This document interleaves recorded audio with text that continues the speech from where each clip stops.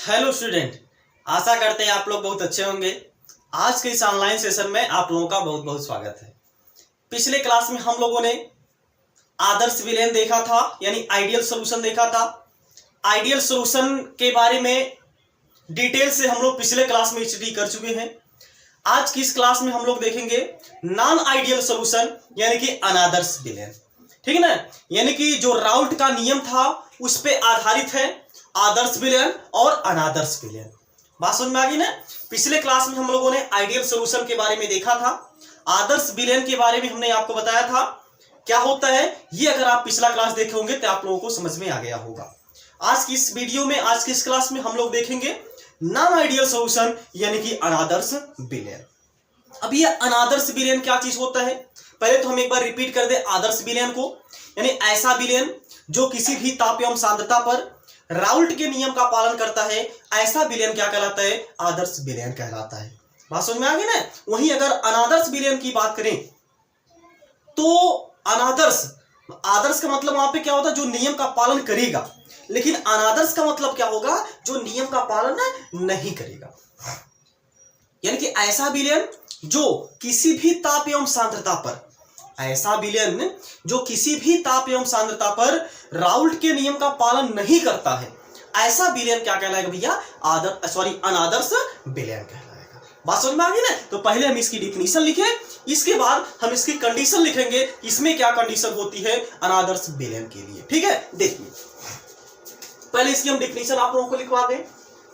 क्या होगा? ऐसा विलयन, ऐसा विलयन जो किसी भी ताप एवं सांद्रता पर, किसी भी ताप एवं सांद्रता पर राउल्ट के नियम का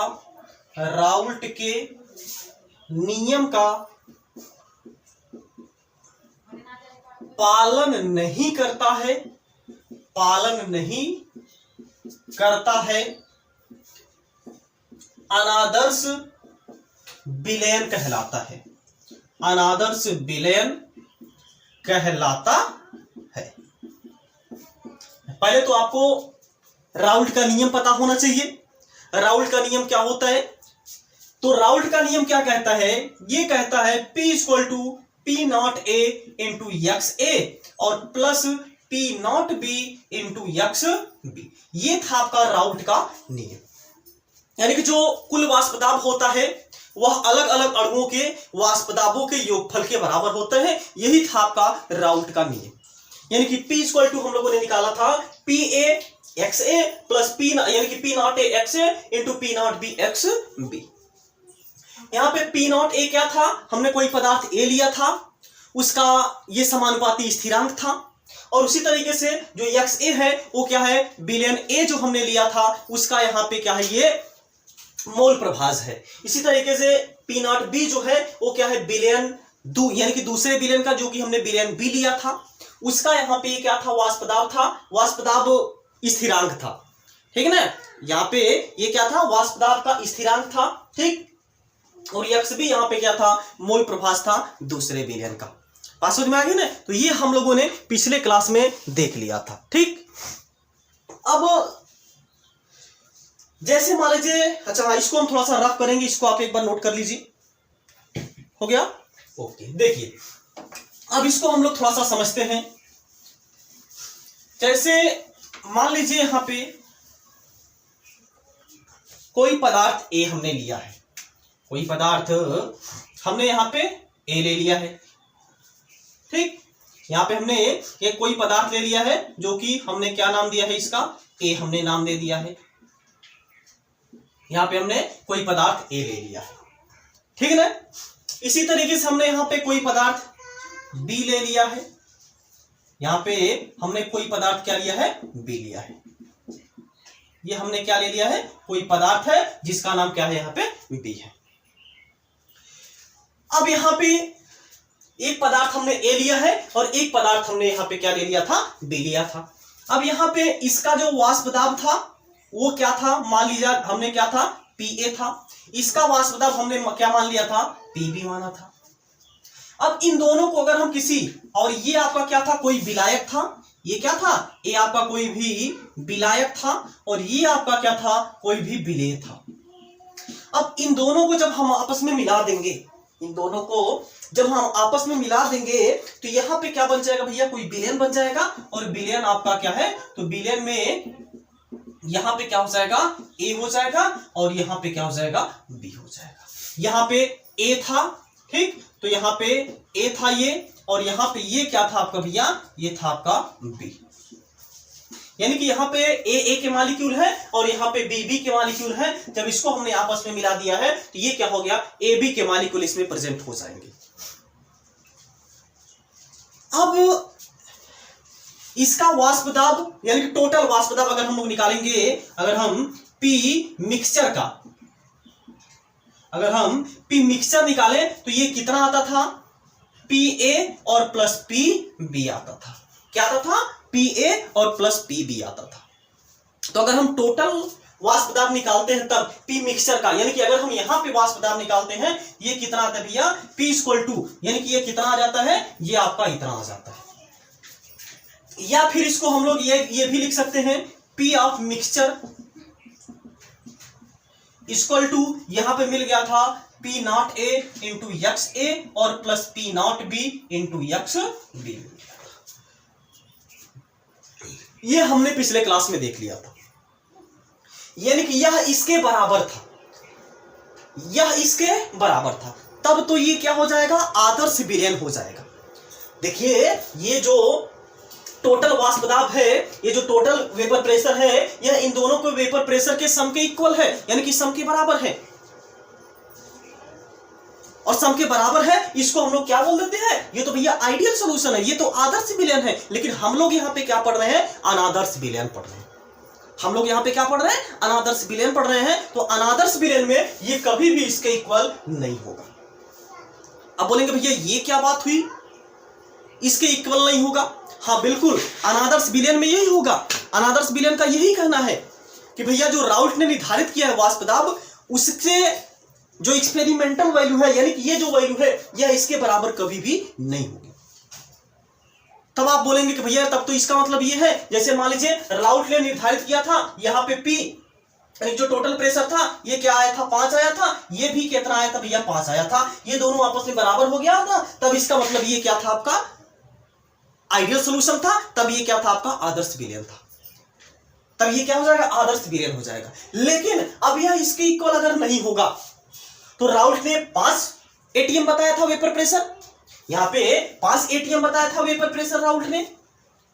तो इसका मतलब ये जो होता है, यह 4 3 2 भी हो सकता है और 6 7 8 कुछ भी हो सकता है। मतलब कि राउल्ट ने जो निर्धारित किया था, इससे ज्यादा भी हो सकता है और इससे कम भी हो सकता है और इससे ज्यादा भी हो सकता है।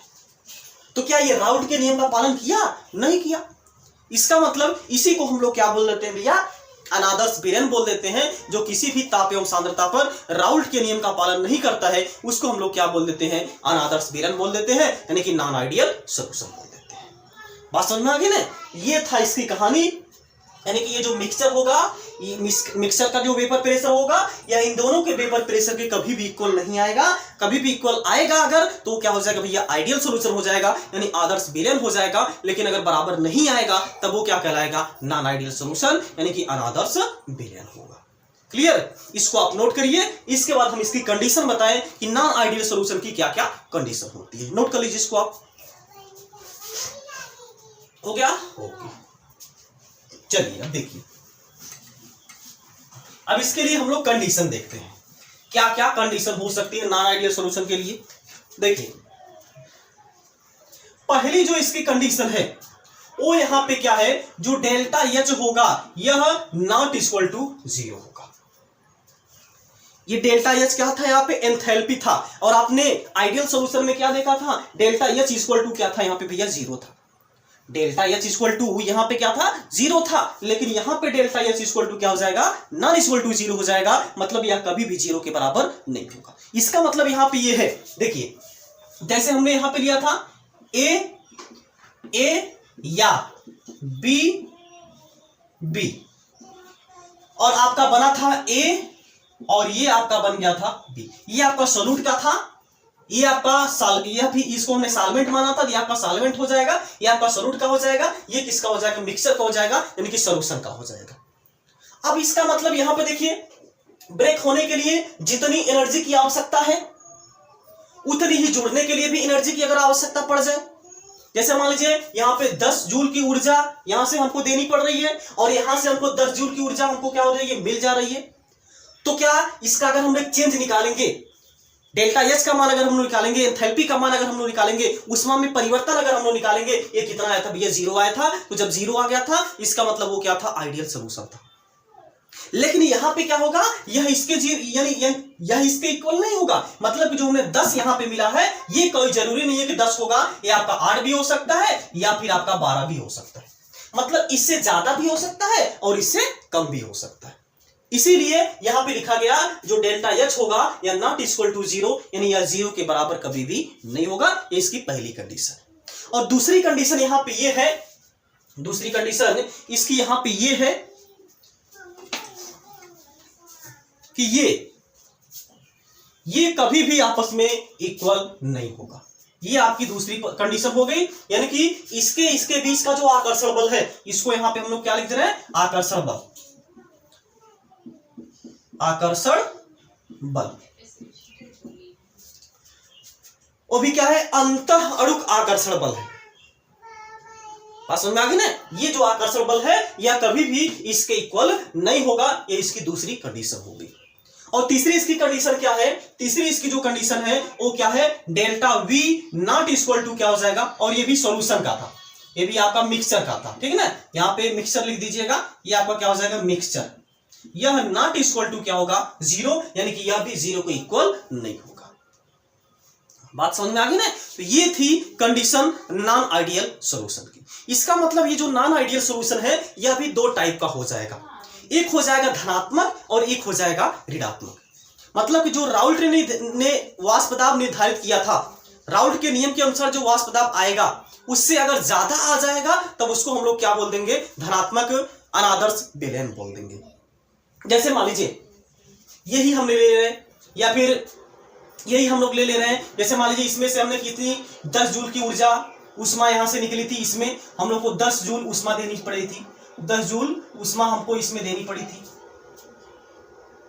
बात समझ में आ गई ना। और यहां पे मान लीजिए अगर 12 जूल उष्मा हमको मिल जाए, तब यहां पे क्या है, राउल्ट ने निर्धारित किया था 10 जूल, यहां भी क्या मिलनी चाहिए, 10 जूल उष्मा मिल, यानी कि उष्मा मिलनी चाहिए थी, लेकिन यहां पे क्या हो गया, 12 जूल मिल गया, मतलब कि इससे यहां पे ये क्या हो गया, ज्यादा हो गया। तो इसी को हम लोग क्या बोलेंगे, धनात्मक विचलन प्रदर्शित करने वाले अनादर्श विलयन, यानी कि ऐसा विलयन जो किसी भी ताप एवं सांद्रता पर राउल्ट द्वारा निर्धारित किए गए वाष्प दाब की अपेक्षा अधिक वाष्प दाब होगा, तब इसको हम लोग क्या बोलेंगे, धनात्मक विचलन प्रदर्शित करने वाले अनादर्श विलयन बोलेंगे। बात समझ में आ गई ना। वहीं अगर राउल्ट द्वारा निर्धारित किए, यानी कि राउल्ट द्वारा निर्धारित किए गए वाष्प दाब की अपेक्षा अगर वाष्प दाब कम आएगा तो इसको हम लोग क्या बोलेंगे, ऋणात्मक विचलन प्रदर्शित करने वाले अनादर्श विलयन बोलेंगे। ठीक, इसको आप नोट करिए, इसके बाद हम इसका दोनों टाइप आपको बता दें, नोट कर लीजिए।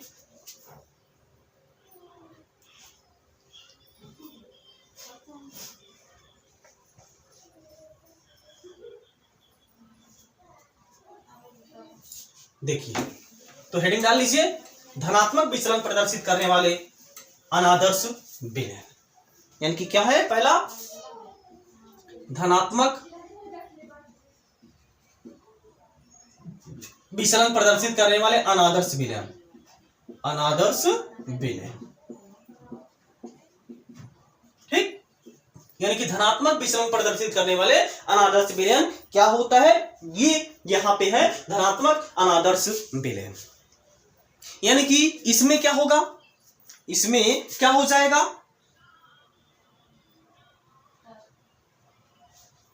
ठीक, क्या होगा इसमें, जो P है, यहां पे जो P है यह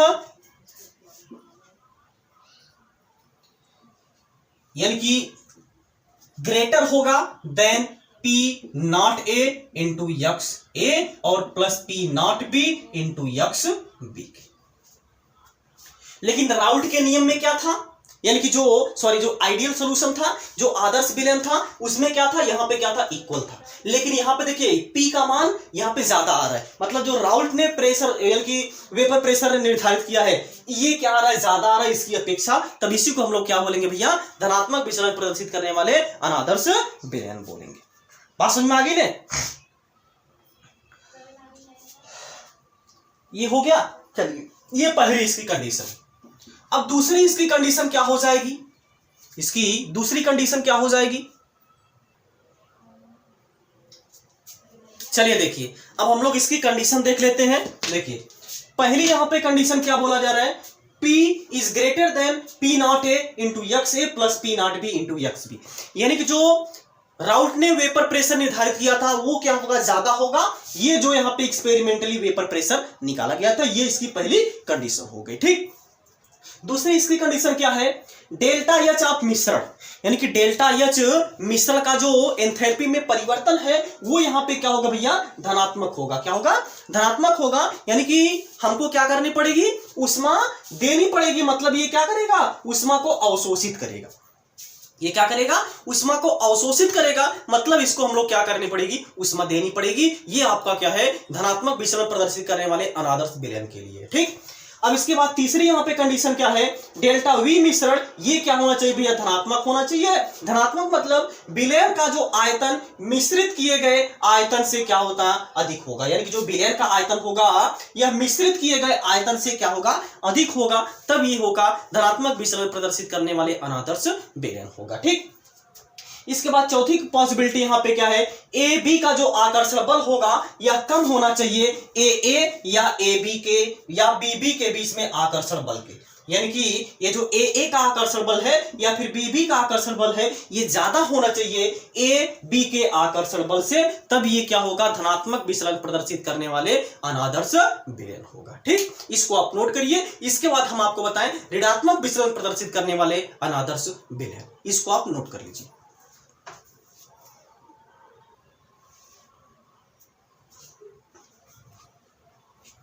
चलिए देखिए, अब हम लोग दूसरा देखते हैं, ऋणात्मक विचलन प्रदर्शित करने वाले अनादर्श विलयन। देखिए इसमें पहली कंडीशन क्या है कि P is less than P not A x A into P nought plus P not A B x B. यानी कि ये यहाँ पे P क्या मान होना, यानी कि P का मान क्या होना चाहिए, कम होना चाहिए। यानी कि जो राउल्ट ने वाष्प दाब निर्धारित किया था इसकी अपेक्षा क्या होता है, ये आपका ज्यादा होता है। राउल्ट का नियम क्या होता है यहाँ की, यानी कि जो राउल्ट ने जो वाष्प दाब निर्धारित किया था उसकी अपेक्षा क्या होता है, ये कम होता है। तब इसको हम लोग क्या बोल देते हैं, ऋणात्मक विचलन प्रदर्शित करने वाले अनादर्श विलयन बोल देते हैं। ठीक है, डेल्टा एच मिश्रण का मान इसमें क्या होगा भैया, ऋणात्मक होगा। अर्थात ऊष्मा का इसमें क्या होगा, उत्सर्जन होगा। मतलब इसमें से क्या होगी भैया, ऊष्मा निकलेगी। ठीक, तीसरा क्या होगा, डेल्टा वी मिश्रण इक्वल टू क्या मिलेगा, ये भी आपको मिलेगा ऋणात्मक। और विलयन का आयतन मिश्रित किए गए आयतन से क्या होता है, कम होता है, लेकिन उसमें क्या होता था, अधिक होता था। ठीक, चौथा यहां पे क्या है, ए बी का आकर्षण बल ज्यादा होगा ए या बी के आकर्षण बल से। ये आपका है आदर्श और अनादर्श विलयन हम लोगों ने बता दिया। अगर आपसे पूछा जाए आदर्श विलयन और अनादर्श विलयन में क्या अंतर होता है तो आप लोग बता सकते हैं। ठीक ना, इसको आप नोट करिए। इसके बाद हम इन दोनों के ग्राफ को कंपैरिजन करके आप लोगों को समझाएं। ठीक है, नोट कर लीजिए।